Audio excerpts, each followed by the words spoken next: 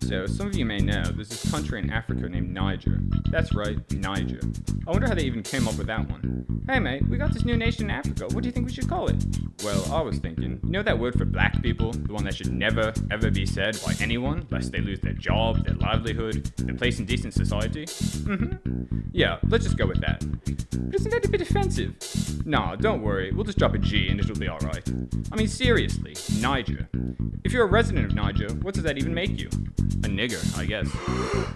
Oh my god. Oh my god, that's so offensive. I cannot believe you just said that. That is not okay. He's invading our safe space. Boo, get off the stage, racist.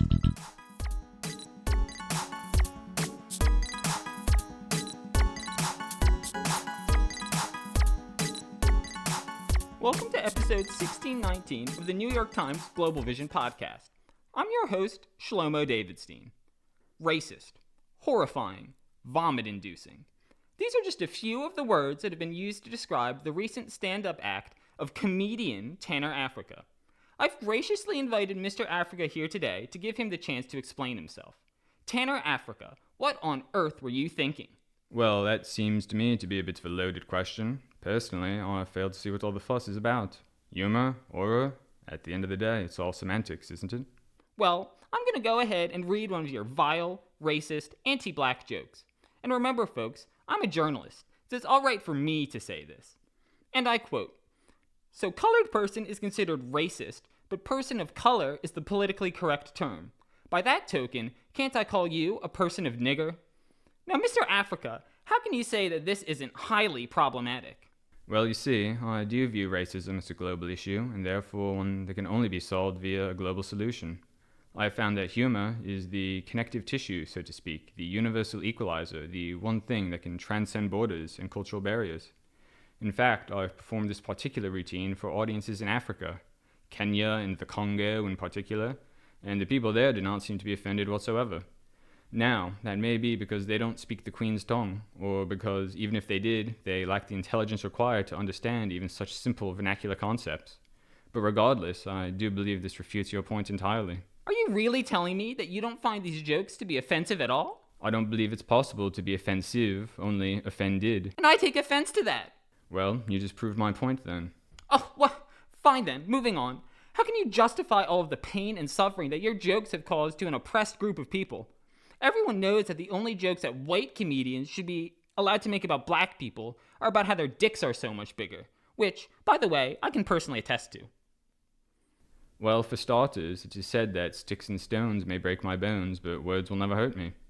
In America, I have witnessed citizens of African descent stick needles into their arms and smoke stones out of glass pipes to the extreme detriment to their health and well-being, until their lives devolved into complete and utter nothingness. So when I use my art of comedy to bring awareness to these issues, I fail to see how my words could possibly be hurting people. Quite to the contrary, I believe my humor to be healing. But can't you see that by targeting a precious minority, you're perpetuating ethno-stereotypes and therefore reinforcing a system of white supremacy? Actually, I'm a minority myself. I'm Euro-trans, trans-British. I was born in Baltimore, but immigrated to Warwickshire shortly before Brexit. Now, as to your question, even the former US President Obama was known to make reference to similar stereotypes. Barack Obama actually stated that he himself was fundamentally lazy because he's Hawaiian. That's an actual quote, you can look it up. Now, in my act, I joke that not only is Obama Hawaiian, but he's also black, so it's a wonder how he's even able to get out of bed in the morning, let alone become president. Ew, that's some funny ass shit, nigga. Jamal, you need to get out of the studio. Get back to the bedroom. Oy vey, I'm gonna have to wrap up the episode here, folks, but I hope that you have left this discussion as disgusted with the behavior of Tanner Africa as I have. Ugh.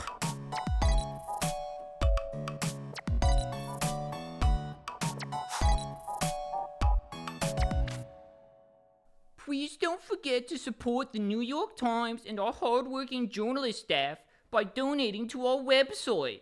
In light of the sensitive topics covered in today's episode, we will be donating a part of the day's proceeds to charities representing underprivileged minority groups. Donors will be able to select which of 3 charities their shekels will support: the Jewish Defense League, Stop Anti-Semitic Hate, and Doctors Without Foreskin.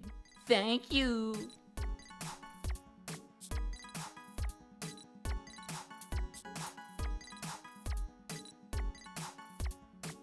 Today's episode of the Global Vision podcast was produced by John Stipa, Stefan Estefan, and Danny Vanderdyke.